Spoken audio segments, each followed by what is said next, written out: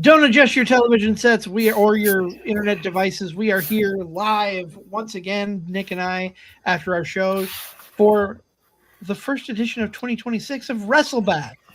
I am the Wizard CZ.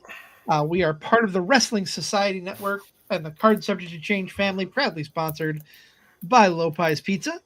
Joining me, of course, my co-host from Card Subject to Change, Never Wrong Nick Bull, and as always, part of Wrestlebacks, our good friend Joe the Show Winkle, the Rated R podcast star. Gentlemen, how you doing today? We're good, man. Back in your life, like a live sex celebration. We're about to have some fun and get after it. How you guys doing? I was hoping we don't see a live sex celebration on this show. Yeah, I'm okay if we don't see it. Yeah, but if you're going to do it, you got to say it like Edge, though. One of our live sex celebrations. Edge had the greatest eyes for this gimmick. Like the way his eyes. Yes! And he had like the weird kind of creepy looking guy goatee with the right length of hair. Because he didn't have his long hair. Like this is bad. This was like not the AJ Styles soccer mom cut, but it was like douchey rock guy hair. Yes. Not long, but just enough length. It was perfect. He had the eyes for the gimmick and maybe one of the greatest themes of all time. When he got that theme, everything changed. Oh, yeah. All-timer stuff. That's a main eventer theme right there for sure. Just some of the stuff we're going to talk about later. We call that a tease in the business. Yeah, we do. And we all know that Nick Bull likes to tease. He's a big tease. He's a big tease. Big tease. Big tease guy. And of course, if you haven't guessed by now, we are talking 2006, just about a month past the 20-year anniversary of New Year's Revolution, the Elimination Chamber match, and the subsequent first Money in the Bank cash-in. I'm excited, gentlemen. And Joe, I think you need to start us off. Talk about the match a little bit. Yeah, it is crazy how we listen behind the curtain. I kind of have gone rogue on us and forced us to do this later than maybe we wanted to, but we did. We are pretty much rogue agent. We got a rogue agent. I was a rogue agent. I'm called J&J Security. I don't know if I know what your wardrobe is for a rogue agent. What would that be? Black hoodie, black pants, black gloves, black shoes, black mask, sunglasses. Rogue. Yeah, I guess that we were talking about the Rumble earlier. You can never pull it off unless you had a full face mask on because that beard's going to give it away. You're going to go, damn it. Oh, it's just the wizard. Oh, we're all full ski masks for sure. Everyone's hoping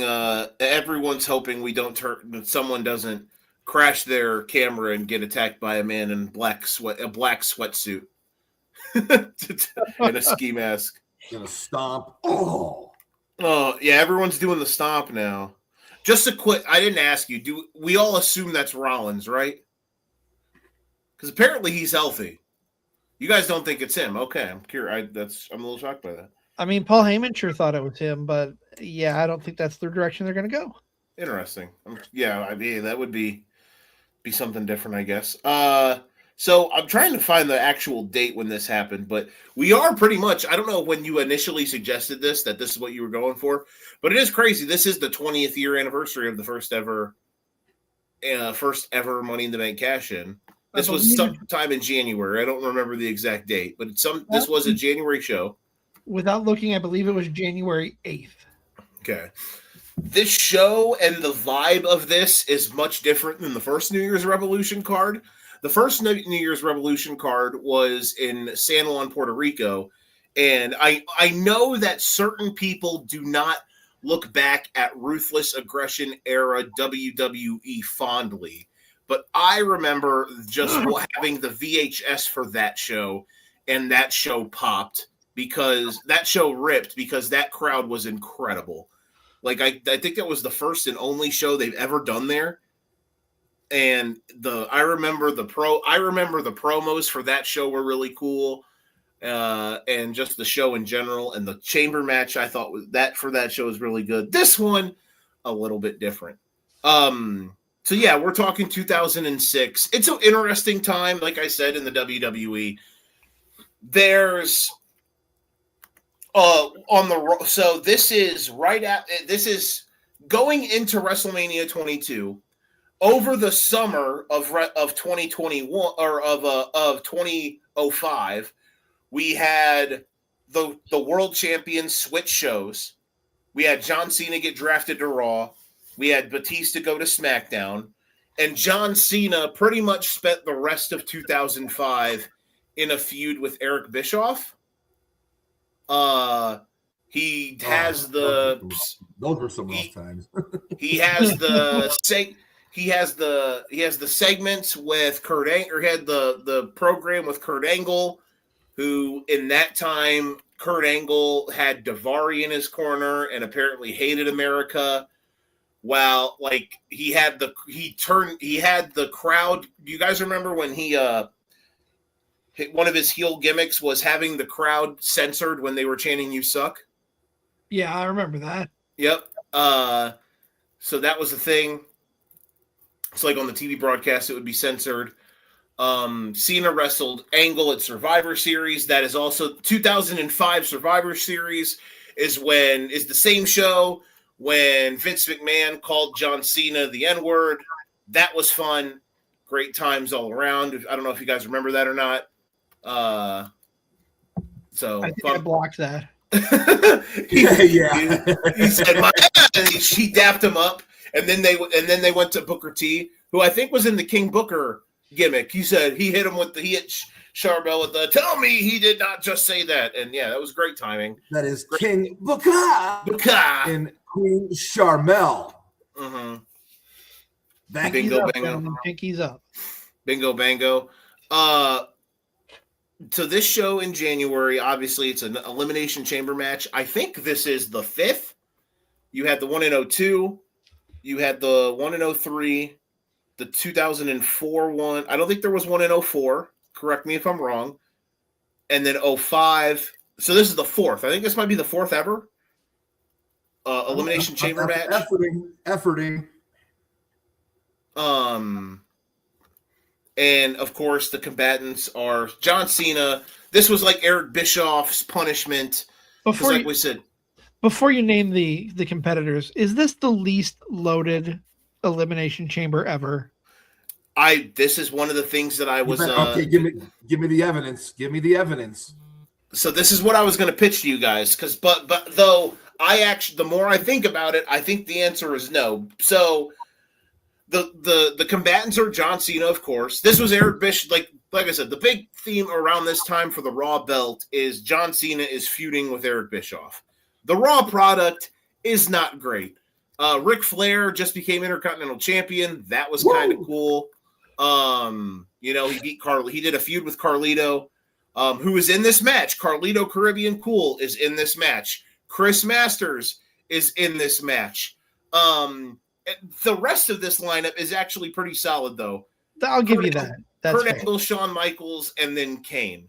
So that is the field. So it's Cena, Angle, Michaels, Kane, Carlito, and Chris Masters. And I was thinking, is this the least stacked Elimination Chamber ever? I don't think so. Because the Intercontinental, remember the Intercontinental Elimination Chamber match in 2015? Yeah. That one is abysmal. Okay, let me look up that card. Let me look. And then the ECW one's not good either. No, we don't talk about that here. Yeah, stricken from the record. We don't talk about that one. That doesn't count. Okay, so I can't even put that one. So that's in a whole different. That's in a different universe. Elimination Chamber 2015 was it's not good. It's like Ryback. CZ's guy Ryback is on the poster. He won it. Your match, there was a tag team elimination chamber match.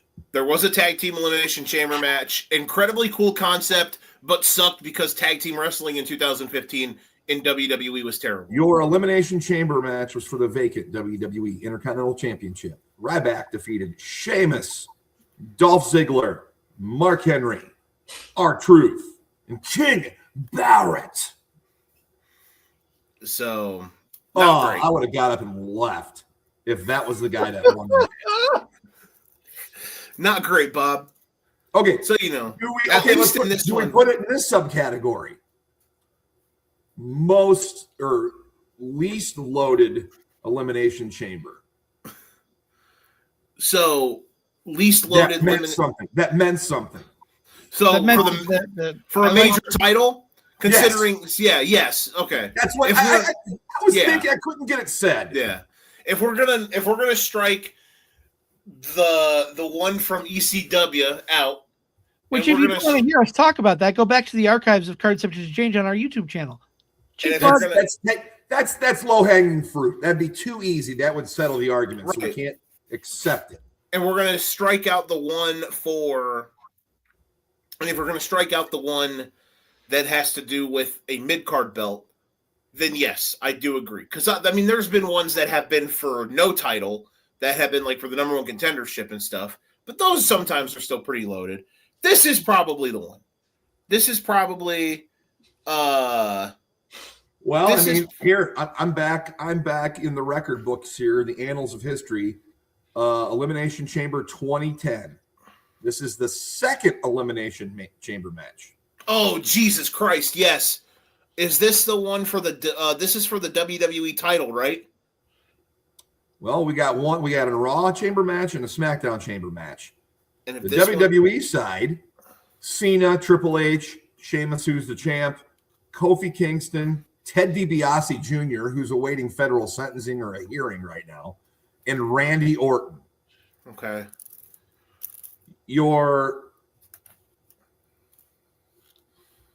SmackDown side, Jericho, Taker, John Morrison, Rey Mysterio, CM Punk, and R-Truth. I guess I was thinking one of those years would have had one, like, remember when the WWE title picture? No, there's a caveat here in my search. This is just looking at Elimination Chamber pay-per-views because we knew of the ones before this. That's why I skipped them. True. Yeah, because, I mean, after this, and then the following year, like the later one in 2006, which is the one we don't talk about, I mean, is there an Elimination Chamber match at a pay-per-view that isn't No Way Out or Elimination Chamber again? I don't think so. Because they all end up turning into the ones in, yeah. Which, listen, it's the one downside of WWE booking nowadays is that they have to, like, you know, which, I mean, it's been this way for a long time, but they at least got rid of. I got one here that Daniel Bryan won, and this is in 2011, or this is 2012.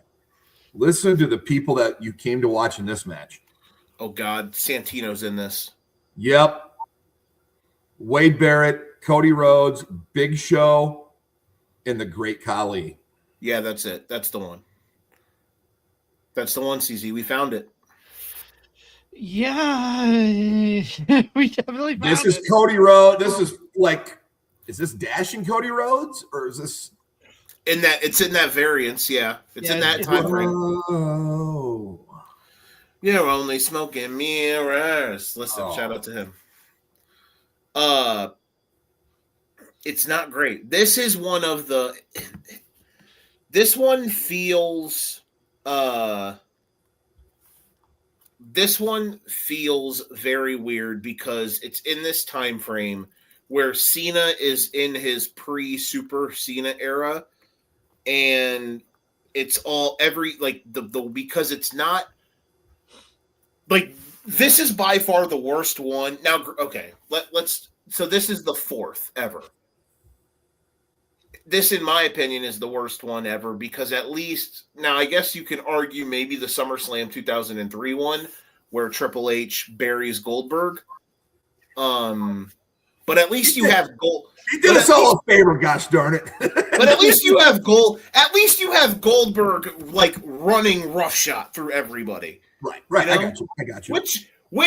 Listen, if they actually do the job, now I mean your temperature on Goldberg will vary, But if in 2003 the match does end with Goldberg beating Triple H, and he just literally runs through the field after coming out at 6, it's honestly one of the best ever. Let's be honest here. Because it's a spectacle. He just comes in and kills. Like, I remember that one. This is how bad my memory is in a good way. It was so perfect because no one was eliminated, but Triple H was still stuck in his pod because he got super kicked by Shawn right when he came out. And this was at the time he was working with an injury, so that's why they didn't have him do anything. But I remember the entrance coming out. Everyone, the crowd was going crazy. Jerry Lawler was like 4, 3, 2, 1, Goldberg, and he's freaking out. And Goldberg just comes in and murders everyone. I'm like, okay, this rips. And then Goldberg loses. It would have been one of the best chamber matches ever, but obviously it didn't. I think the first chamber match is incredible. It's barbaric. The one in San Juan ripped. The crowd helps it a lot, but the one in 05 was great too. So this one arguably is the worst because it just feels like the stakes are low, and it honestly, going in that like no one's gonna beat Cena, right? Like, obvious Kane, Carlito, and Chris Masters are not winning the title. Shawn Michaels has been feuding with the McMahons for like 4 months, and Kurt Angle, I mean, this was right before Kurt Angle had like one of the hottest mini runs of his WWE career. But Kurt Angle was kind of just weird at this point. But then he does lose this and then goes on to win the World Heavyweight title and is really cool for a few months. So this does feel like a very low stakes one. And that is why this match in general, to me, misses the bar for this stop. You know what I mean? When it comes to the Elimination Chamber leading up to this point. Yeah. I would think, I know why this match was selected, and it makes sense, and we tie it all in later. But, yeah, up until this point, when you heard Elimination Chamber, I'm not saying I'm still not intrigued, because me today, I'm very intrigued by what's going to happen and what title's going to be defended at Elimination Chamber, who's going to be involved in that match. That does still interest me, but like the newness of the match, the concept was still fairly new. We hadn't seen too many of these yet. So your eyes were drawn to it, but I would agree. I mean, this match is loaded with good talent. I mean, 4 Hall of Famers at least. Mm-hmm. And the other 2 guys worked for quite a bit in the business. One, I think they're both still working. That's in some capacity. So, yep. But if I were to ask you the question before I suggested this match, before I picked this match, raise your hand if you remembered Carlito and Chris Masters ever being in the Elimination Chamber. I remember this because I'll always remember this because I remember, which we'll talk about, one of the worst. Listen, nothing against Carlito or Chris Masters. I'll actually talk about things that I enjoyed about at least Chris Masters to a degree. This match literally became booked around the fact that they were a tag team and that they like eliminated they eliminated the entire field. Right. Biggest night of their careers is what I have on my notes.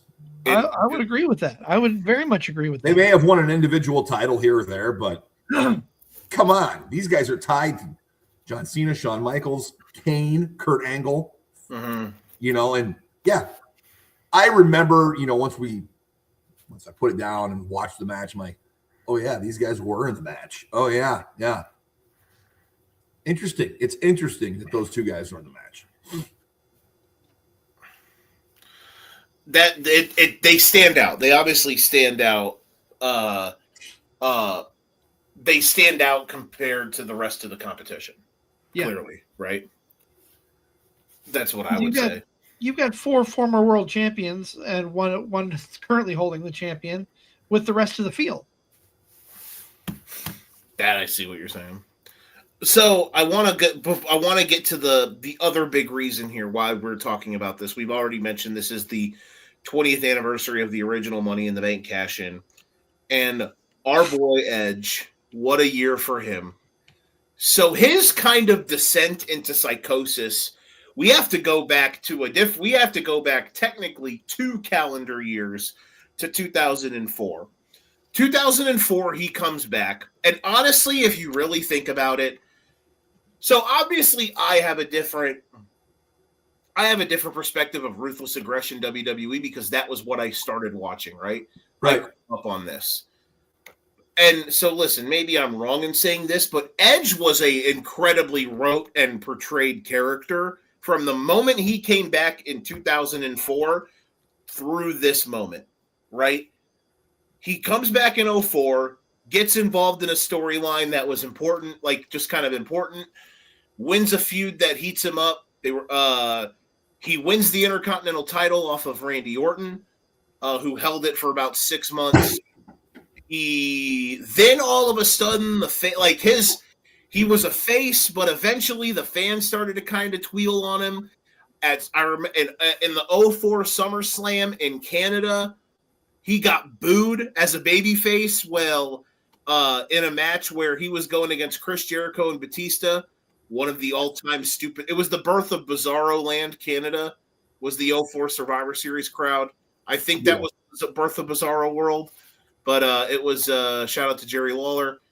In 2004, he then gets injured, vacates the IC title.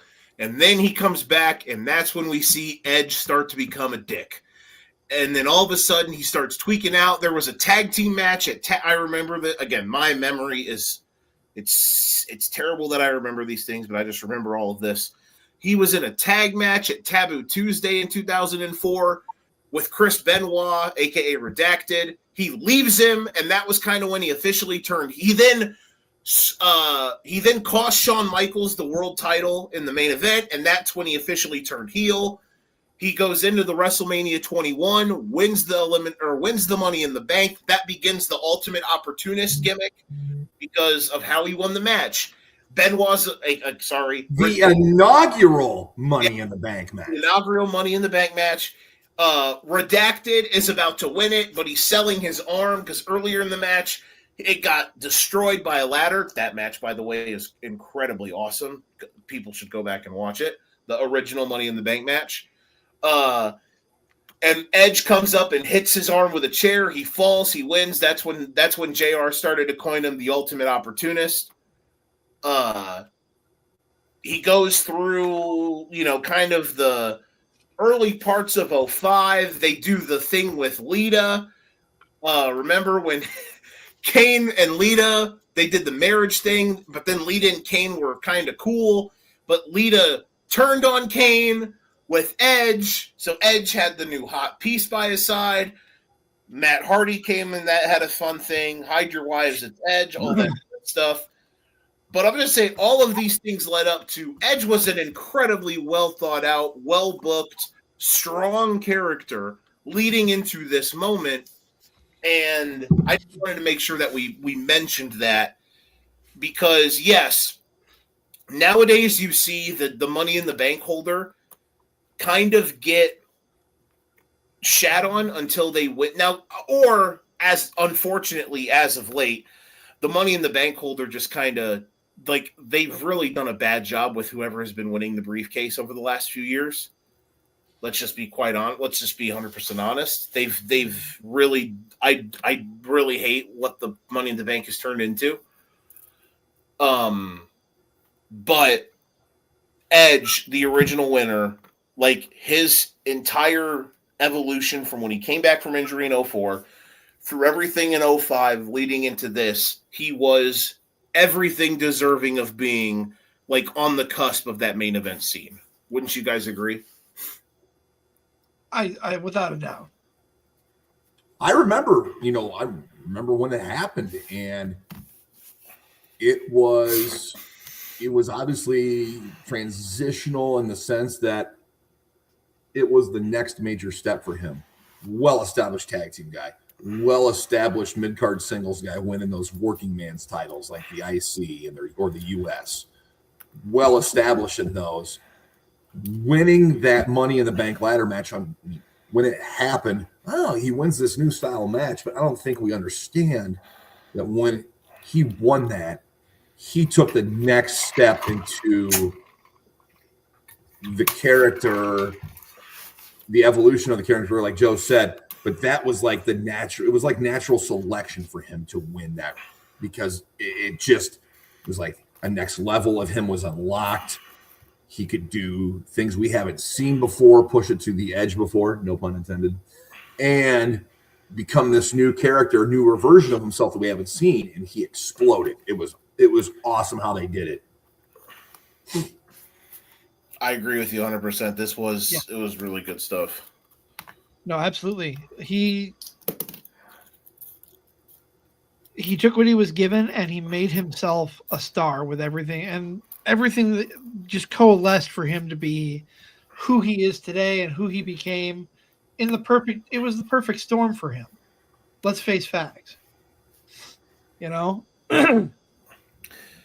It really was, and this obviously becomes a moment for him, and he kind of takes this and launches into what we all know him to be now. Well, not right now, but what he ended up becoming.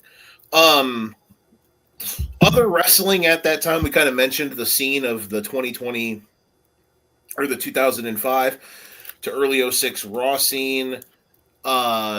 This is going into the Royal Rumble in 2006, which ends up being very weird because right after this, literally right after this is when Batista gets hurt. He blows his triceps, and Kurt Angle jumps from Raw to SmackDown. He wins a Battle Royal to become the world champ. He then has one of the greatest matches in the history of wrestling, in my opinion. You cannot argue with me otherwise, with The Undertaker. It is a 5-star candidate for this show. Undertaker versus Kurt Angle at No Way Out 2006 for the world title.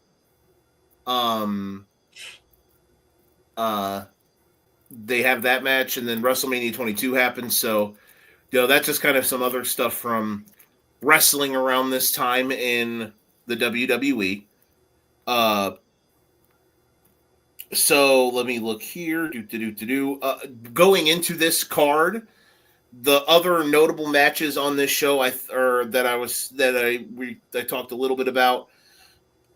Edge was in this show earlier in the night. He wrestled against Ric Flair for the Intercontinental title. He won it, I believe, in September in 2005. Looking here at the rest of the card, there was a Triple H versus Big Show match. Big Show was one half of the World Tag Team Champions at this point in time with one of the men who's in this match, which is Kane. Okay. A low-key, very fun tag team gimmick. They got thrown together at, I think, at Cyber Sunday that year in 05. You and your damn Taboo Tuesdays and Cyber Sundays. I remember this stuff. Force you. We might have to have you. I might have to have you review one, right, CZ? Yeah. No, I just remember all this shit. Which one is the best one of those shows? And that'll be the one. I don't even know. They weren't great. I know. They weren't great at all. I know. I just remember things. Which one was the best one? I don't know. I do remember there was a really good, at least I thought, there was a really good Randy Orton versus Ric Flair steel cage match. No, or it was either him and Ric Flair or it was Triple H and Ric Flair. Might have been both. I think the Triple H Ric Flair one was better. And at one of them shows was really fun. So Triple H. Which show was that? I don't know. It was Wacky Wednesday. Was that one actually? Triple H Big Show. Wednesday. Yeah. Triple H Big Show was a match on this card. The first Trish Stratus Mickie James match was on this card. Shout out to Mickie James and all of her finger licking. What? Whoa. A match that happened on this card. Gregory Helms, not the Hurricane, Gregory Helms. Current writer for the product or current producer. Versus Jerry the King Lawler. That was a match that happened at New Year's Revolution 2006. Ain't that some shit? Yep.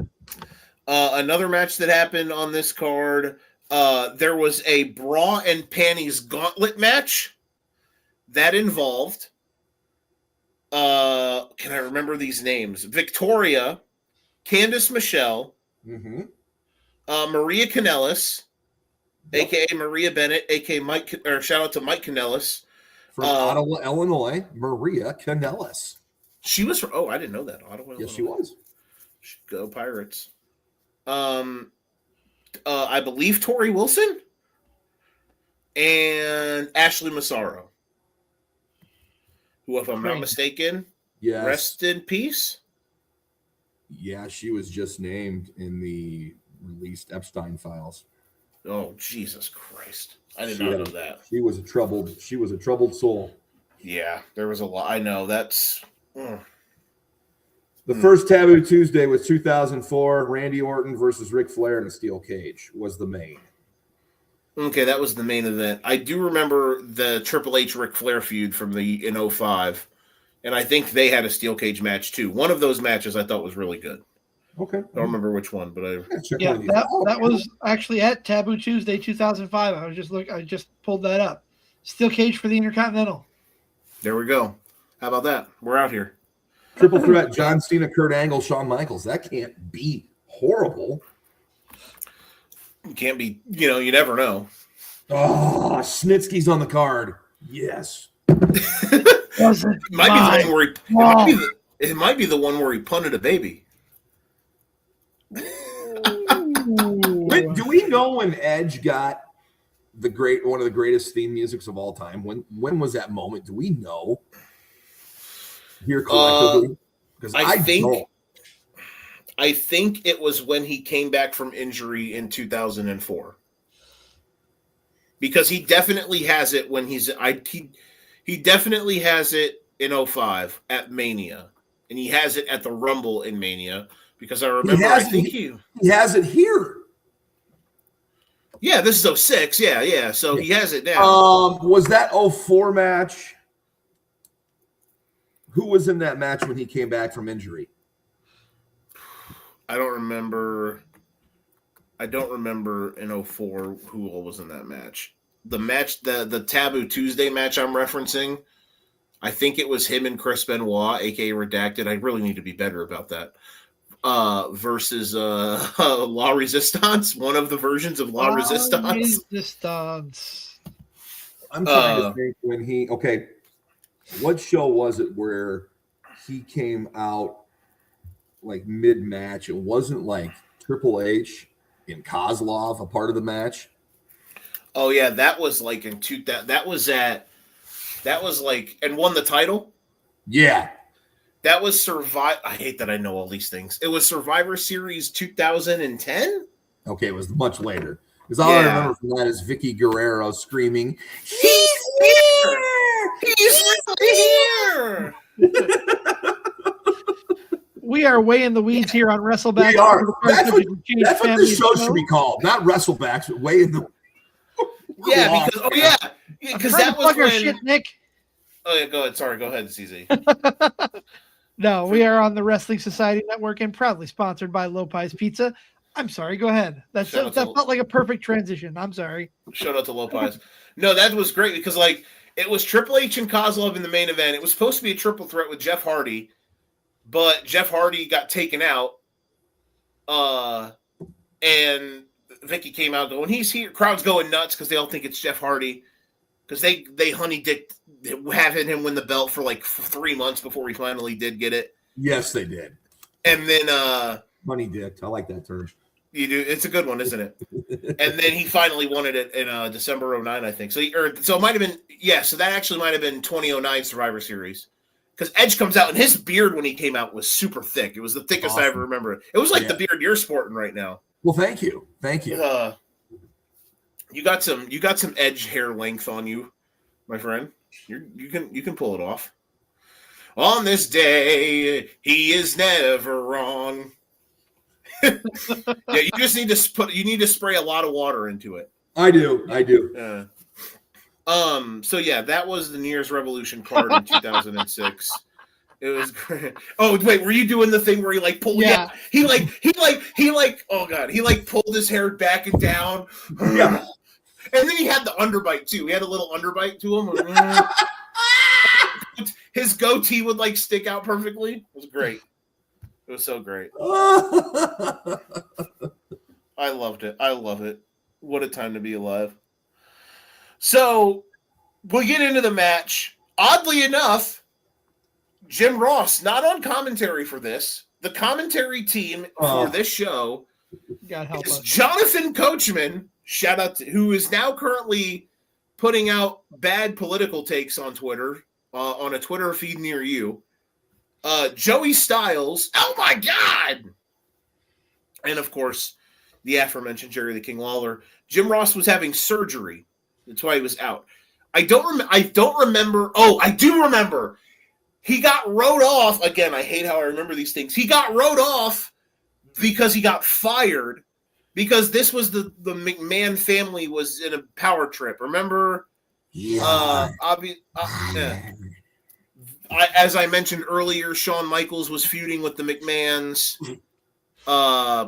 Shane and Vince are in good terms at this point.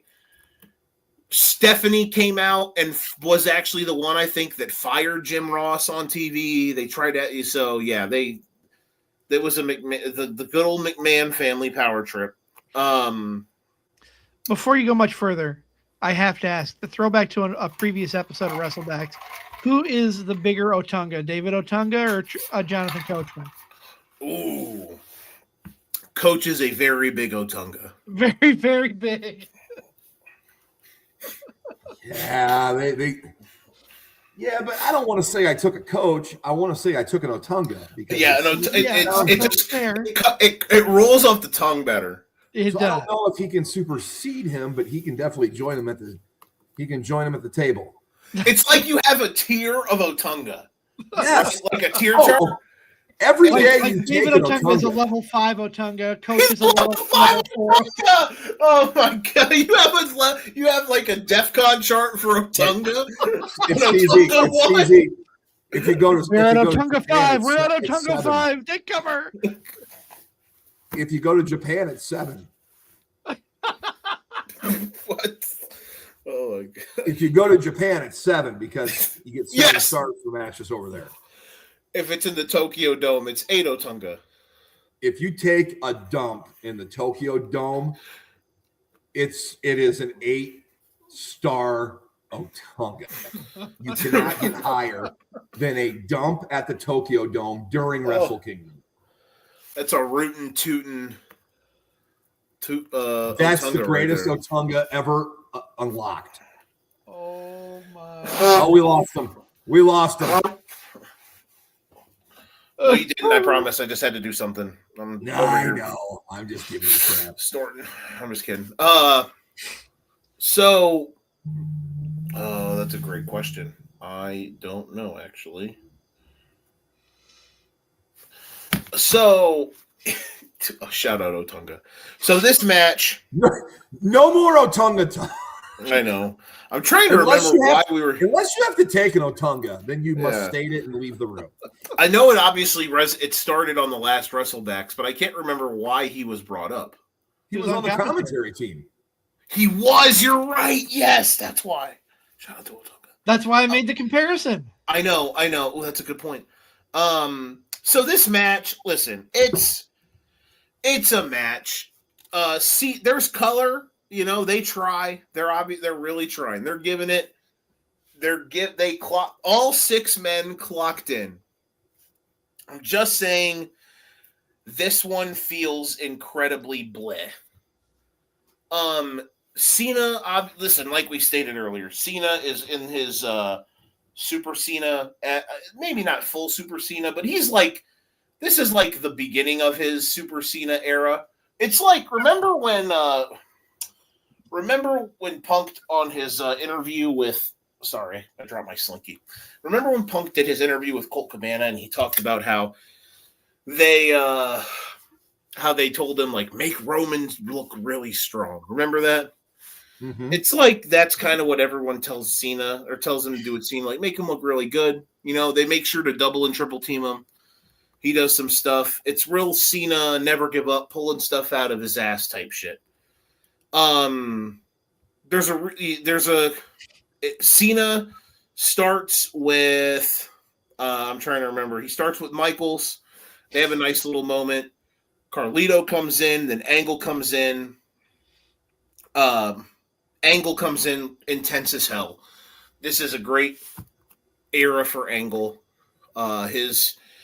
The gimmicks and stuff, because he was a heel and they really tried to force some stuff. They tried some weird things with him. It wasn't great, but he does, for this era for him, he pops off. Like he pops here, he goes to SmackDown, does his thing, he leaves, goes to TNA, and then obviously with Angle and TNA, we're talking about just a bunch of things that don't miss, because in TNA he was incredible. Yeah.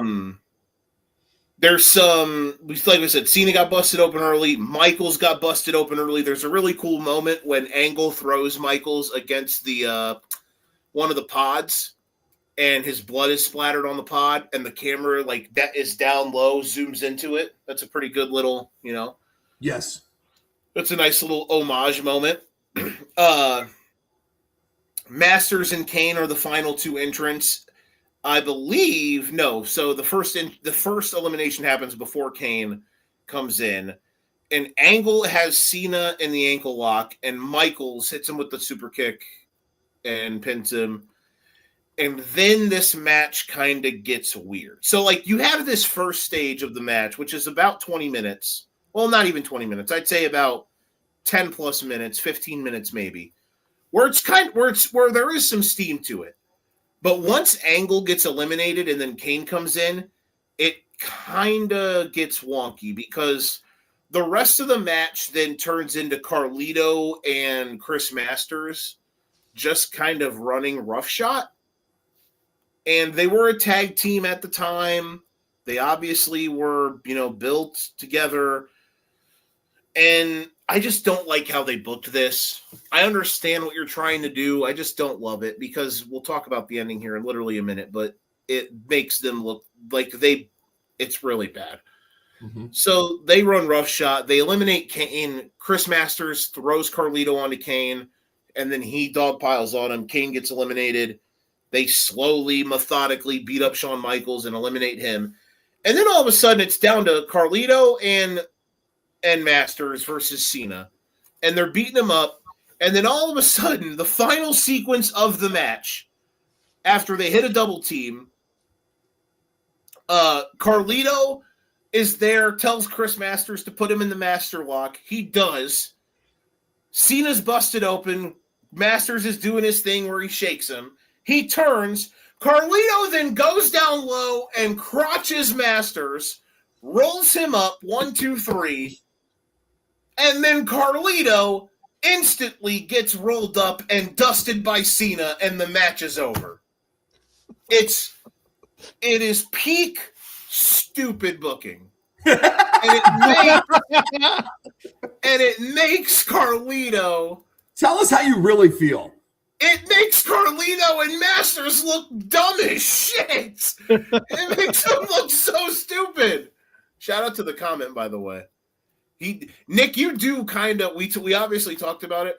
You know Edge was rocking beanies. That you've got the Edge aesthetic right now, brother. You really thank do. you. It's obviously it's look, obviously it's comfort, obviously it's necessity. I'm out in my garage. I got the heater on, but it's still real chilly out here. The only thing you're missing is, how he used to wear those vests that looked cut off, and he had the T-shirt under him. That's all you're missing. Yeah. Like if you cut the sleeves off of your flannel there, and then you had the cut off vest looking with the T-shirt under it, then you'd have the perfect edges. Okay, done. Consider it done. Consider it done. This one actually's got a hole in the elbow, so I'm going to take the sleeves off it. Maybe for the next Wrestlebacks, I'll edge. There we go. Shank, miss you too, brother. We miss you too. We'll make it up there soon, Shank, to see you, buddy. For sure. We appreciate you hanging out with us. Absolutely. Please let us know in the comments if you think I am the definition of stupid booking. But yeah, I just think it's dumb. Like, am I crazy on this? Is this a terrible take? Like, if it clearly the smart thing to do, take out the one guy, then you can fight each other. Yeah. Like, he does it the first. It's just so bad. It just makes him look so stupid. I can't counter that. As Dusty Rhodes would say, that's a business decision, Daddy. That's a business decision. All we needed was Jesse the Body Ventura on commentary to just no sell the product. And then just a shout out to Jesse Ventura. Yeah, the match had its moments, but like you said, for the most part, this is more of a moment in history in pro wrestling or WWE. Here you have, soon we're going to have the first ever Money in the Bank winner is going to cash in for the first time, and that was a big deal. It was, and let's talk about that, because what happens next is the cage it comes up, and all of a sudden we hear, no chance. So that's what you got. And then you heard, lift up the damn cage, lift up the cage, lift it up, lift it. Whoop-a-tit, up-a-tit, song, tibba-tabba-tubba. Vince McMahon, he comes out. That's the new lyrics. Tibba-tabba-tubba. Puppets. You've got no chance in hell. So Vince comes out, does his thing, says, hold on, everyone stop. Nobody go anywhere. This night isn't over. Nobody goes anywhere. Everyone stay here. Vince does his gimmick. I just had Vince do a Trump impersonation. Big cage. I walked in, said that cage was so big. I'm sorry. It's just so easy to do. Yeah, it is. So Vince walks out, tells everyone to hold on. Cena's selling in the ring. He's busted open. And he announces that Edge is going to, there's one more match. And Edge comes out and cashes in and hands the briefcase to Vince. Go on, Nick. Keep going. Okay, sorry. They have the match. He runs in. Kyoto. It's not a... This is one of the most tame Mike Kyoto. Sometimes I feel like when they cash in the briefcase with Kyoto as the ref, he really tries to put himself over. Like, do you remember? Oh, God, I can't remember. I don't remember if it was Carmella or who it was, but someone came out to cash in the briefcase with Kyoto as the ref. Okay. And Kyoto asked them like 15 times, are you sure you want to cash this in? And then he goes to the rope slowly to hand the briefcase to the ring announcer. And they're going to like slowly monologues how they're about to cash in, all while the wrestler cashing in is in the ring, like going crazy. Like, but this one's just normal. Edge is cool. Edge is kind of chilling and doing his thing. This is very tame from Kyoto. I think it's the Carmella one where Kyoto's really bad. It's hilarious to go watch. But Edge does his thing. I got my slink. There we go. He spears Cena, who then kicks out while Kyoto hits 3. That's a moment I'll never forget. Yep. So he then has to spear him again. And it's like Cena was just on instinct. He kicked out at 2, brother. You got to put me over, brother. I can't just go down to one finisher. He spears him again. He wins. Edge is the first man to cash in the briefcase. Edge wins the WWE title and holds on to it for about 18 days. Did Vince ruin this? I'm glad this is your first question, because I actually think I've thought about this. Okay, is Vince out there doing this a bad thing? CZ, I want your take first. What do you think? I mean, for the first time, not knowing what to expect with a cash in, I don't think so. I can see why the thought would be that he ruined it, but it's tough. It's a tough take because on one hand, this is the first ever. It's historic, and you want it to be a big moment. And Vince, of course, has to involve himself in big moments whenever he can. Right. But for the surprise factor, I think it would have been better if Edge had just charged the ring. But I'm not upset by the way it went down. I'm really not. No, because I bet in the moment, if you're watching in real time, when Vince comes out, you're probably thinking, what the fuck? Right? You're probably thinking, like, why? What are we doing here? And this is, again, we talked about how the McMahons were doing a power trip. So at the time in the shows, so it probably did feel like, what the hell? Why are they getting involved? I'm 50-50. Usually I wouldn't want this to happen, but also because it was the first time, I kind of like it. It made it feel a little bit more impactful. Like, hey, the chairman of the company is going to come out to be like, guys, this dude is cashing in the thing, it's like, because it's the first time.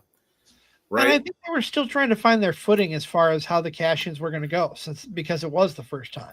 And they were really creative with the first few. So you have the first 3 or 4 of these, you have this one after Cena, I think this was the perfect way to do the first one, by the way, because it's the exact reason you have the briefcase. You take advantage, and again, it fit Edge's gimmick too, the ultimate opportunist. You wait perfectly for when this guy the champion is dead, basically, and I'm going to go pick the bones. But I thought they were creative in their first few because they had that. They had the second one was RVD challenging him to a match, at the 06 One Night Stand. The third one was, it was technically Edge because Kennedy won it and then did a bad thing and got suspended, and then Edge had the briefcase, and Edge beat an injured Batista or Undertaker or something. But so just. The first, I thought there was some variety. They used to. I'm saying all this to say they used to do a much. We used to be a real country. Damn it! They used to know how to do these. I would have changed one thing about this. Okay. I would have had Vince come out, lift the damn cage. No one goes anywhere. This night's not over. We have one more match, and then I would have the music hit. When he announces Edge is cashing in. The music hitting's kind of like, ugh. I would have waited till after the music hit and then been like, oh shit, that's right. He does have the briefcase. It's going down. Oh my, it's going down. I think it could have been better that way. I think Vinny could have did his whole Edge introduction after the music hit and announced what was going on. But I think music should have hit. Edge hands it in. Edge is cashing in, and then go from there. So you just thought he monologued too long? Yes. That's a fair take, because the cool part when they do get this right, which again, it doesn't happen much anymore, but when they do nail the Money in the Bank briefcase moment, the perfect thing now is when a match is over, remember WrestleMania 40, when we were all sitting in your guys in the high view, and Drew McIntyre gets dumped by CM Punk, and at the time, none of us are thinking anything of it. But all of a sudden, we hear Damian Priest's music, and we all of a sudden go from this to we sit up in our chair with our eyes doing the Edge thing, and we're like, oh shit, it's about to go down. So yes, like I said, we used to be a great country. This used to be we used to know how to do Money in the Bank. You know why it's harder and harder to do? Why do you think? Because you do them every damn year, and you're doing 2 of them every damn year. That is a great point. That's why. A fantastic point. That's a great point. It's a very, very great point.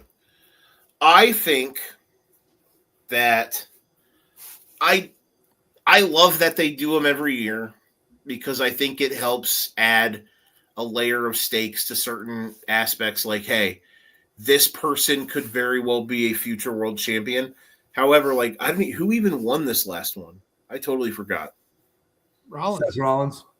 Oh yeah, and he cashed in. Yeah, you're right, and that was a cool-ish moment.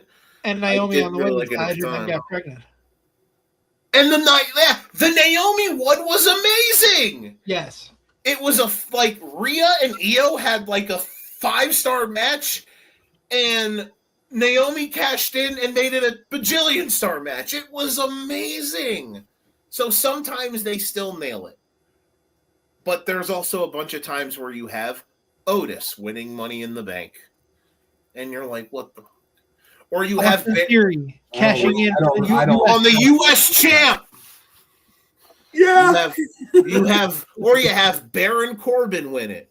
And he gets rolled up by Jinder Mahal in 7 seconds.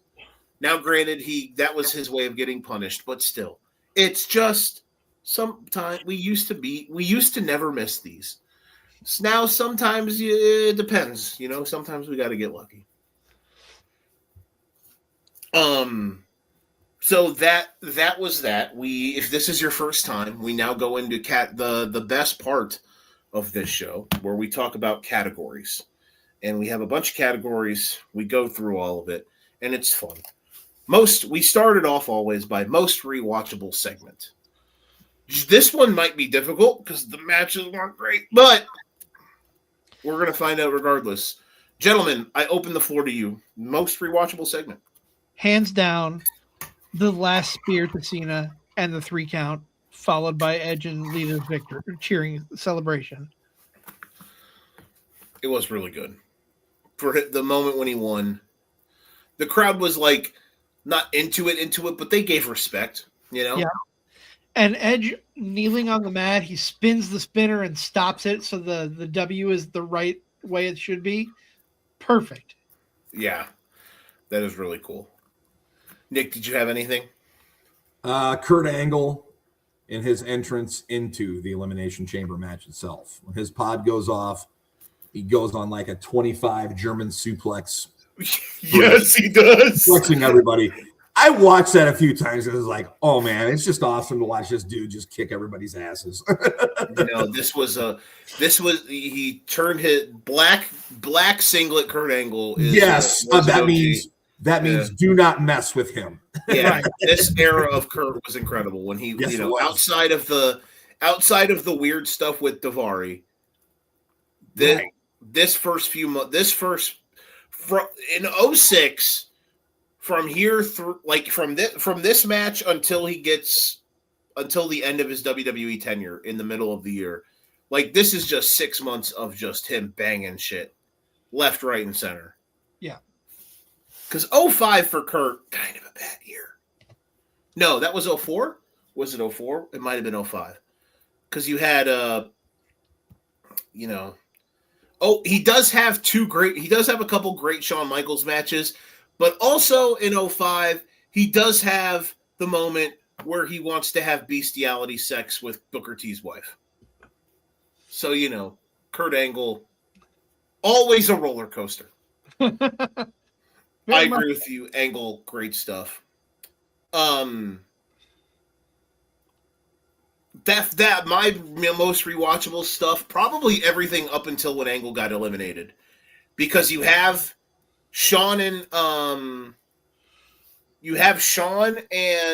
Kurt, or you have Shawn and Cena to start. You have Kurt coming in. You have, I think Carlito was out there as well. They actually have really good stuff until Kurt gets eliminated, and then it becomes Carlito and Chris Masters against the world, and that's where the match dies for me. And no offense to those guys, I can't imagine any parallel universe where anybody would want to see those two against the world. Here's the thing, and I'm going to jump ahead a little bit because we're talking about this. This is my hottest retroactive take. How in the hell is Kurt Angle the first eliminated when you have Cannon Fodder Carlito and Mundane Masters in the match? Mundane Masters. Attaboy. That's a great take. Didn't they both pin him, though? No, that was Michaels eliminated him. That's right. Michaels had him in the ankle lock, and then he got kicked. Angle had. No, I'm so glad. I'm so glad we don't have to watch Shawn Michaels and his awful blade jobs anymore. He did gush. He was a gusher. It was like a plate glass window of red on his face. Bro, remember when we were watching one of the last times I came out to your place, we watched the WrestleMania 20 main event? You and I did? Yes. With Sean Hunter and Redacted. Yep. I got it right that time. That was another match where he gushed. He's a gusher.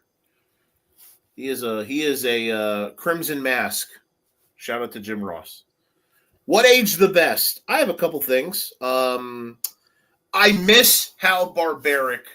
Now this one is a bit on the lower scale. There's still some moments though. You have two guys who got busted open. I mentioned that camera shot when Angle throws Michaels into the pod, and his blood's there. There's the smearing, and the camera shot's really cool. I miss how barbaric the Elimination Chamber matches used to be, man. Like the first handful of them, God, these were like okay, I understand why it's different now. However, it looks unsafe because it's smaller than it is now, so you don't have that much room to work with. It looks like it hurts, which is what it's supposed to do. Like, I remember I obviously wasn't watching wrestling at that time because I was only 7 years old, but I've gone back to watch this stuff. I remember the 2002 build for the first Elimination Chamber match. Eric Bischoff sold that the Elimination Chamber was going to be the most brutal match in the history of wrestling. They started the 2002, they started the match with Bischoff coming out doing a 5-minute promo on how the chamber is like its own entity. Yeah. Eliminate, watching this did give me a reminder that this match used to live up to the hype of, like, God, it was brutal.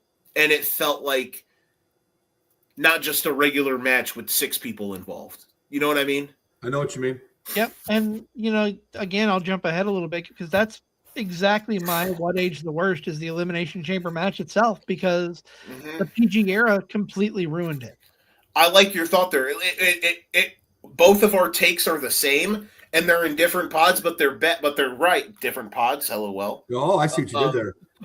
But this aged the best, but it also aged the worst because it aged the best because of what it used to be, but it aged the worst because now last year's 2 Elimination Chamber matches were really good. The matches can still be really good, right, but they're just way less like it's you don't go into it's not the brutal potential career-ending match that it used to be. Like, maybe it's a match we have to put on Wrestlebacks eventually. But in this show, I've referred to it a bunch of times now. Here's another. The first Elimination Chamber match, 4 of the 6 guys bled. Triple H had his throat crushed. 2 pods got broken down, and I know it's bulletproof glass, but back then when they did throw the guys through the glass, it looked gnarly. Yeah. So yeah, man, it's now sometimes nowadays, I don't remember the last person to go through the pod, but they can still pull it off. But again, it's not what it used to be. But so that's all. I would agree. Yep. 100%. What aged the best? Kurt Angle, we mentioned him, his just craziness. What aged the best? I would say the Money in the Bank gimmick to a degree. I know we talked about how I went on a rant earlier that they don't know how to do it, but this was for a long time and still is to a degree. Well, for better, for worse, it is. Really is. It's been 20 years. It could be done better, but for the most part, it's gotten the job done since its inception. And this more times than not, it has been a way to springboard somebody from a mid-card spot to you are now a world champion. Right. Yes. It's a great way to build a main eventer. Mm-hmm. You think of now there have been ones that have flopped. It was weird, but it was weird but Damien Sandow. Yeah, that one was awful. That was just a terrible decision because that was peak Super Cena. Jesus Christ. But you look like Naomi, kind of a mid-card. She had won a women's title before, but like kind of a mid-carder. Then does that, wins the world title in an awesome way, and then hey, she doesn't have to lose it because she went and got because Big Jim, you know what I'm saying? Got a Big Jim.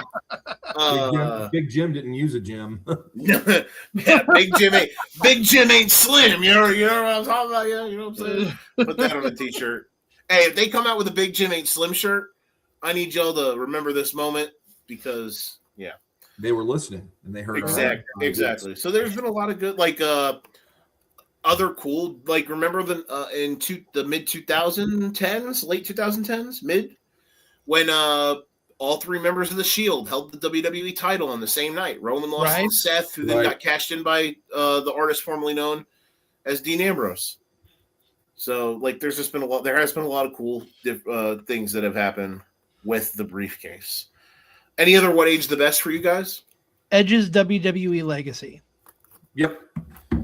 100%. This is what cemented it, and he just took off like a rocket ship after this. The ultimate opportunist thing. This was perfect. Yes, because he built his persona as a heel on. I'm going to take advantage of every situation that gets handed to me. You know, it was perfect. 100%. What age the worst? The live sex celebration and making out with Lita after. I mean, I'm sure that's kind of hard to watch with Beth married and 2 kids now. But yeah, shout out to Beth. Hey, he probably has some non-live sex celebrations. I don't know. Maybe not anymore. Maybe not anymore because Cope doesn't get after it like Edge used to. But what is the worst? Coach's commentary, particularly when he talks about how the structure can humble a man as a man who has never stepped foot in a wrestling ring in that capacity. What are you talking about, bro? He won a tag team match once with Al Snow against JR and the King for commentary rights in Raw and Raw. Have you ever seen him in an Elimination Chamber? Has he ever been in a cage? Maybe that's next month's Wrestlebacks. JR and the King versus Al Snow and Coach from Unforgiven 2003. I'm calling in sick already. Sorry guys, I got the Rona. Good Lord. Any sliding doors what if moments? What would the Money in the Bank situation look like and Edge's career for that matter, if he had lost his cash in? Oh my God! I think the gimmick never would have got off the ground if you would have had him. If you would have had the guy who first cashed in win it or lose. Yeah, this they stopped doing this gimmick in 5 years. Yeah, I agree. Because the first Tell me if I'm missing any of these. So you have Edge. Because obviously there were the first 8 or 9 won. But and they were all the right. So you have Edge, RVD, Edge, Punk, and then I guess the next one after that was Jack Swagger.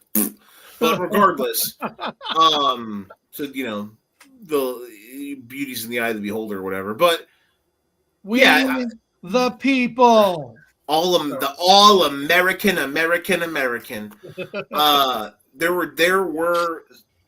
You're right. If he loses, man, yeah, that would have not done well. Do you guys think about maybe in this time frame if it would have happened at a different time? Do you think if he would have held onto it for a shorter amount of time? I wonder if there was can you fantasy book a spot where you can go back in time before this and think, okay, here's maybe where it could have been a good spot to have it happen. Here's another one. I know this one kind of worked out perfectly because it was the perfect example of, your opponent's been in a really brutal match. He's busted open. I'm going to take advantage of it. So they kind of stumbled into it. Well, but I wonder, it's cash in 101. Yeah, exactly. I wonder if we actually sat down and hammered it out for like 10 minutes. I'm not saying we have to. I'm not saying we should do that. I'm just saying I bet we could like think, okay, this could have been a better moment for him to actually cash in earlier, because he did hold on to it for 10 months almost. Yeah, I mean, go ahead. Go ahead. I think it would be hard because by this point he had held that briefcase since WrestleMania, and people kind of low-key forgot that he was holding that briefcase, you know? I mean, it was always there. No one ever truly forgot that he had this opportunity to win a world title at his time of his choosing, but really 10 months after he won it, people aren't thinking about that. People aren't thinking he's going to come in and take the title off of Cena. Mm-hmm. That is fair. Well, I mean, I'm sure they were in the boat of, man, how are we going to do this? I'm sure they were calling it on the fly, even though it took that long. Hey, we've never done this before. When do you think a good time would be to do this? Right. Should it be a surprise? Maybe at the end of the show after a brutal match, something like that. I don't know. I'm sure they were going on the fly, and they're like, let's try it. It's before the Royal Rumble. Let's give it a try. That was kind of a little peek into a future category, category for the show. We're going to start adding some rebooking. I called it rebooking renaissance. Okay. And I think that's a category we're going to add, because I think there are some of these shows that we might eventually do where it's like, hey, depending on the situation, like the second or third one we did was the Samoa Joe ROH match. Right.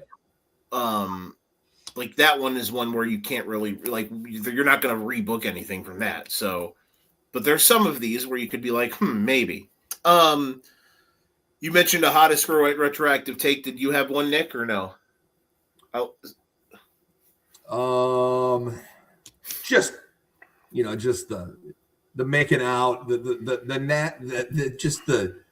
the strip club making out with Lita post match just doesn't age well. That's fair. I wanted to put this in what aged the best, but I kind of have this in hottest retroactive take as well. Shouldn't Chris Masters have been a bigger star? On paper, absolutely. His presentation was honestly really good.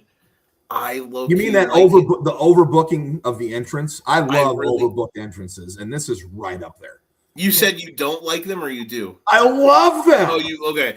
I kind of think his entrance music is really cool. I like when he actually does do it on beat with the and the muscles, but also the beat to the song after it. So I think it's really cool. His presentation's good, but man, Masters should have been I know that the joke is, they pushed the meatheads, but god damn it, bro. It was there. It was all there. Yeah. Christopher, you dork. They tried. I guess you can't say they didn't try. Right. Oh, yeah. Oh, wait, that's Hogan. Another redacted senior. All right, he didn't kill anybody. True, he was just racist. Best unintentional comedy moment. Kane and his continuing to pop up when Masters and Carlito would knock him down. There you go. That's good. What an interesting time frame for Kane. Now, granted, I did mention he did again the Big Show Kane tag team thing. I don't know what it was, man, but it worked. Like they treated them like I said. They got put together randomly on a like by accident in a one of those Cyber Sunday shows. And they became tag champs, and they treated them like legitimately terrifying monsters. Not like a spooky, but like you fuck with us, we are literally going to kill you. Like, they did the Survivor 05 Survivor Series they did the brand warfare, and it might be my favorite version of brand warfare because they really made it seem like that those two teams hated each other.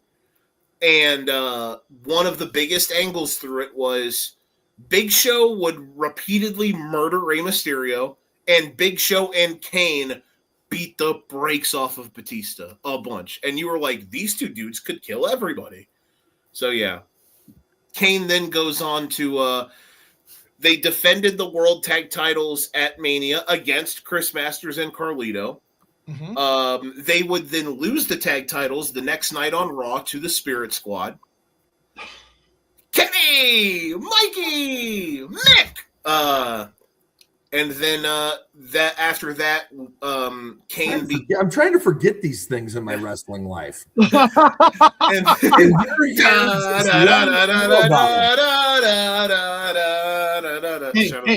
Nick, I'll make it better. Just remember that at one point the Spirit Squad had crap dumped on them from the roof. That they did. That's right. That's a health concern. And an underratedly hilarious DX moment. I know nobody thought those were funny, but I thought that one was hilarious. When they parodied Shane and Vince, I thought that was hilarious. Yeah. And then after they lost the World Tag Titles, Kane began the May 19th gimmick, which was fun. Shout out to the movie See No Evil. That's right. I'm going to rip your eyes out. And Jacob's Ladder. There we go. Picking nits. Go ahead. I got one, but I want to hear what you guys say first. I don't really have anything. Okay. Let's make it you go first. So I get the lights above the pods when they're getting ready to bring someone in. But going into the match that Kane is going to be last. When it gets to Kane and Masters, do we need the light show going on? Because we know Chris Masters is coming up before Kane. Yes. Oh, yeah, because didn't Kane want to beat the clock challenge? Yes. That's fair. That's a good point. That's a great point. That's the one I have there. That's the most nitpicky thing I have, because when you get down to those two, who's coming out next. Because Kane's going to be last. There's no need for the stupid light show over the pod. CZ ain't having it. He ain't having it. Screw you and screw your light show. Remember it got dark and it would go do do do do do do do do do do do do. And then yeah. And then the crowd would either go yeah, or the crowd would go oh. Depends on if it was Victor Kozlov or not. Oddly enough, I added this segment and Vladimir Kozlov. Didn't I say that? I think you said Victor. Victor, Vladimir, one of the two. One of the two. They're twins. Yeah. Shout out to Victor Reznov, Call of Duty. There you go. I oddly enough did not add anything to this because of my timing trying to do research, and I'm mad at myself. But we do have a category. Yes, don't put Masters and Cool in the match. But, there you go. Yeah. I mean, if you want to get nitpicky, but otherwise, I guarantee those two haven't been discussed on a podcast this long or this much in years. So that is true. So Chris Masters and Carlito, you're welcome. You're welcome. I put Chris Masters' entrance over. Look at me. Yeah.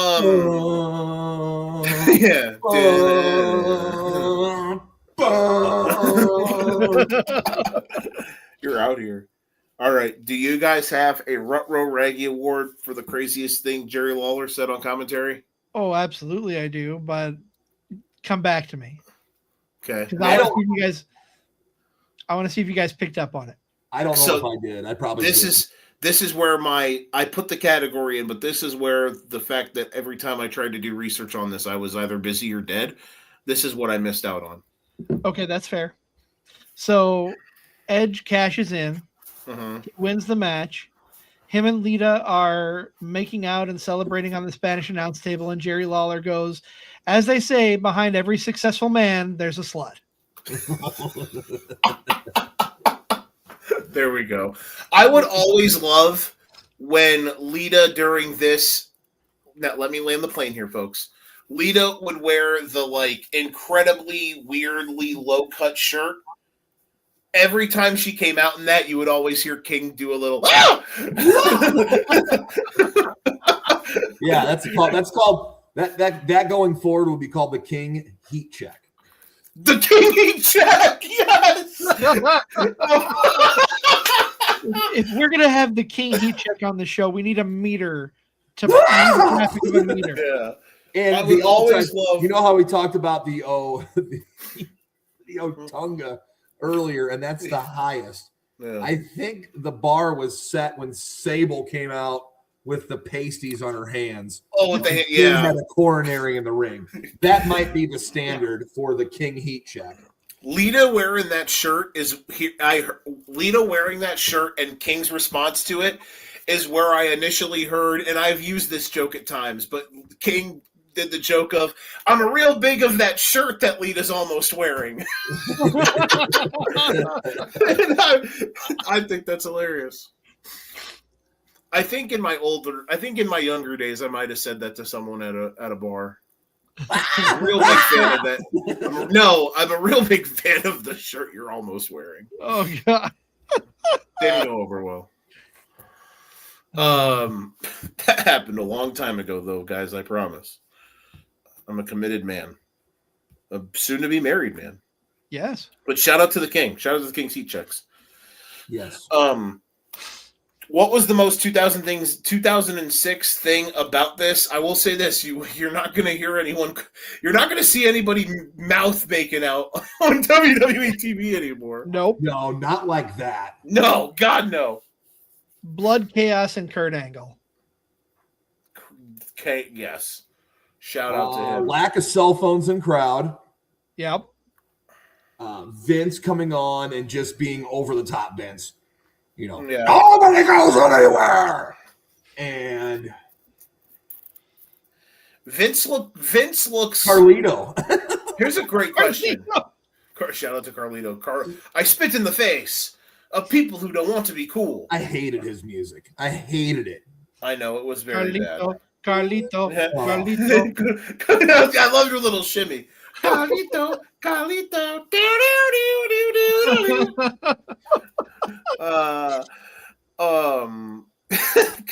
So here's a great question. Does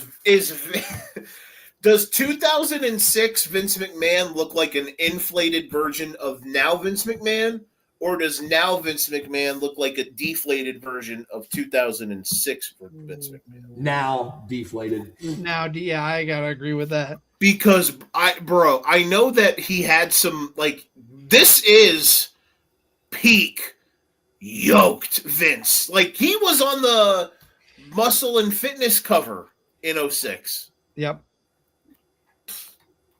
So yeah. Yeah. This is peak roided up yoked Vince. To the gills, out of his eyeballs. Apex Mountain. I don't think this is the best cash-in. So I can agree with that, but it set a great standard, but it's not the best. I have it on here because it set the tone for all future cash-ins. Yeah. Well, it put the cash-ins on the map. Like, yeah, of course. With it being the first one and other reasons, right. But it's not the best. It's not the best. It's not the best, but it was the first, and it's memorable. Right. Exactly. Yep. Yes, it is definitely memorable.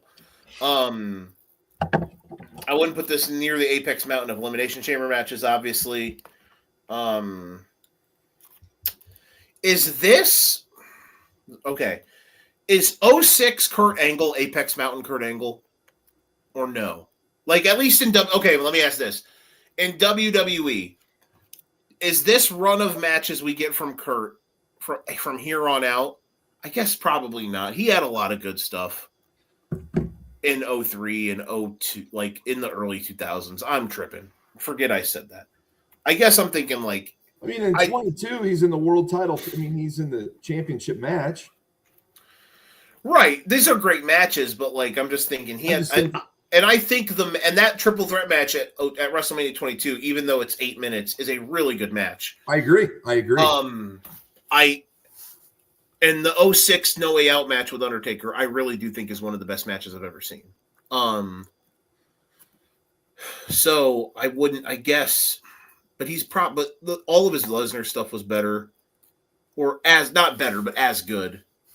So I'm tripping, but you be tripping, Foo. I'll be tripping. Apex Mountain for Chris Masters in WWE? Question mark?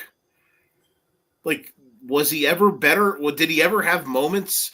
Did he ever have a moment better than this? Being the being the penultimate elimination in a WWE title match? Probably not. No. Probably not. No. I mean, I know Carlito won some Intercontinental gold, but I don't know if it gets better for him either. I mean, right. I don't know. This is it. Like you're in a world title match at a pay-per-view. Mm-hmm. And you're featured. Apex Mountain for low-cut shirts? Oh, mercy. Oh, boy. Mercy. Bro, here's the thing. Going back and thinking about it, I mean, I'm sure she was probably wearing, the Sable-style pasties, but that shirt did a lot of work, bro. I don't know how on earth that she wasn't. I mean, I know she isn't like that tape. Tape did a lot of work. Probably whatever it was a miracle worker. Because she was looking anytime she would wear. Once she got with Edge, she started wearing some scandalous shit, and I don't know how she. It was just part of the presentation. You wanted to see how sleazy she was going to look. Exactly, right. They did a great job. It's I admire. It's a performance art. Yes, performance art. I admire the gimmick. Apex Mountain for intercourse on live network television. Yeah. Has there ever been a better live sex celebration on national TV? The people are saying no. There hasn't been. Unanswerable questions. Or unless you guys have any other Apex Mountain candidates. No, I think we covered. None that I could think of. That double stick tape. Apex. Yes. Double stick tape, Apex Mountain. You've never worked harder in your life. No. Go team. Man. Unanswerable questions? If booked correctly, who wins between Carlito and Chris Masters, and why is it Carlito? No, I'm teasing. But seriously, who wins? It's Chris Masters because of his overbooked entrance. I agree. But then you got to factor in, what if Carlito spits apple in his eyes and he can't see? Yeah, bro. Like, does Carlito still have Jesus in his back pocket? The guy who stabbed John Cena in a nightclub. I don't think Carlito has the key to get out of the master lock. Ooh, there we go. It's a great question. Well played. It's a fantastic question by you. You guys are out here.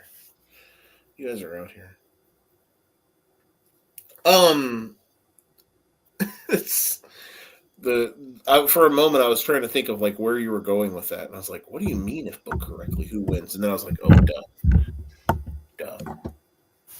That's why I did the air quotes with correctly. I know. I was like, huh? Who won the match? Oh, hands down Edge. Yeah, hands down, this is Edge. This is Edge's moment. Yes.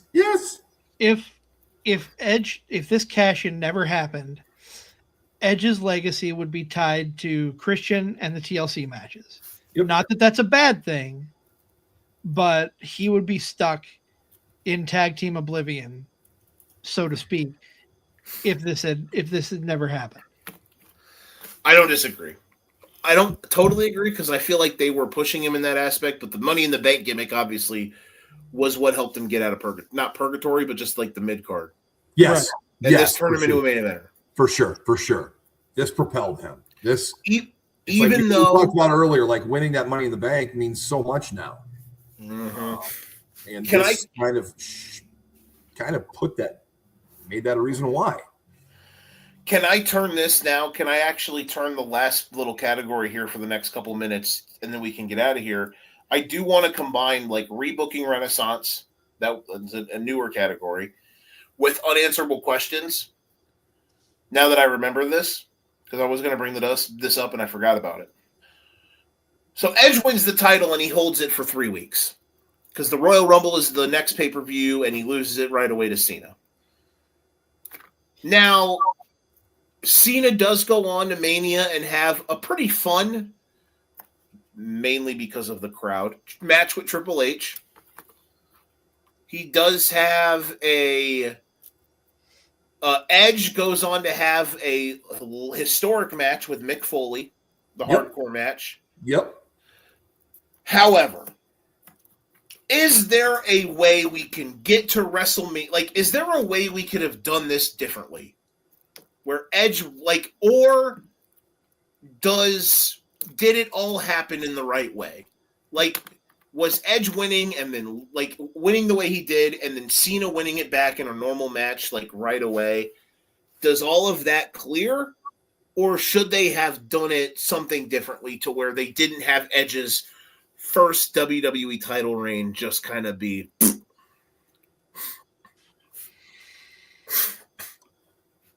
We're not talking about title length here. We're talking about how he won it and the way that he did it.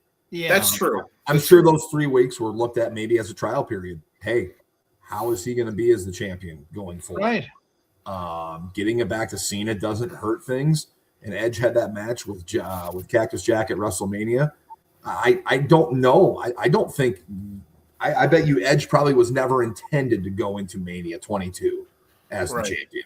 And they did I will say this, they did do a really good job of keeping him around the title picture because after that, after the Mick Foley match at Backlash, I don't remember the match that he had, but they did triple threat. They did Cena, Hunter, and Edge, which you could argue maybe should have been the regular match at WrestleMania. But the hardcore match with Mick Foley was incredible. Right. So they did the triple threat at Backlash, and then after that is when RVD cashed in the Money in the Bank on Cena. Edge, for some reason, cost Cena. I get why, but it was still kind of dumb.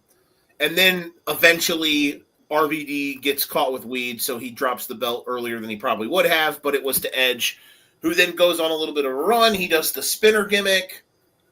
They then incorrectly have him lose the TLC match to Cena, which is whatever. But they do rebound with Edge getting the belt back in a few months. So I just was wondering, I was curious on your guys' opinion, like, did they miss an opportunity by not having him by his first title run only being like 18 days or whatever it was? I just wondering if you guys...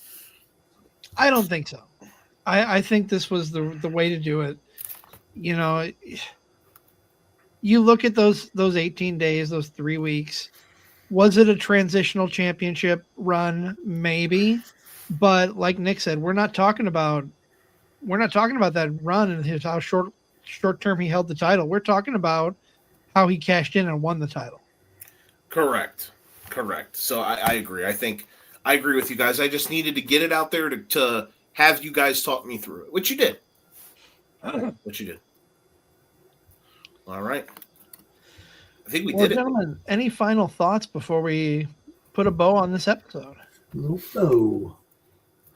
I mean, like I said, we talked a lot about Carlito and Chris Masters tonight. Yeah. Shit. I should have had an apple to reminisce. As long as it was green, it has to be green. He never did eat a regular apple. But did he actually ever eat the apple? He would always spit it out. He would always spit it out. Yeah. Right. Shout out to them for always having fresh unanswerable questions. Did they provide Carlito with fresh apples, or did he always have to get apples himself? Well, I guarantee it was probably part of the rider. It was probably provided. Catering. Yeah. Ooh, probably got fresh fruit and catering every day. That's a great point. Killed two birds with one stone. You got me. Great point. This is why you are who you are. Yeah, it's why I'm here. And as the name says, he's never wrong. Never has been, never will be. Well, gentlemen, that's going to wrap up this episode of Wrestlebacks. Stay tuned to socials. We'll talk about when Wrestlebacks will come for its next episode. And Nick, that one's on you. That's your choice. I know.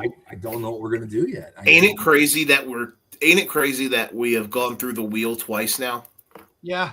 Look at us. We're out here. We're making things happen. We are.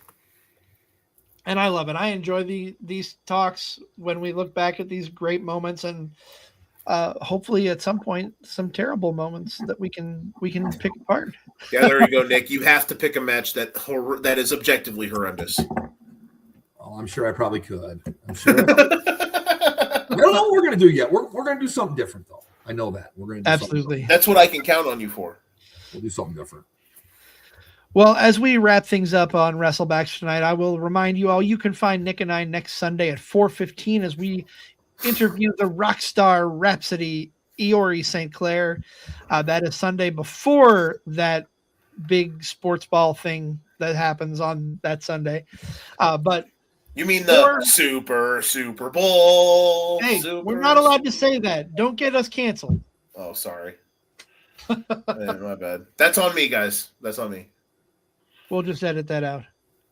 No, there's no editing here. Okay. All right, gentlemen. For my trio's championship partners, the Rated R Podstar, Joe the Show Winkle, Never Wrong Nick Bull, I am the Wizard CZ. This has been another edition of Wrestlebacks, and we will see you next time right here on the Wrestling Society Network.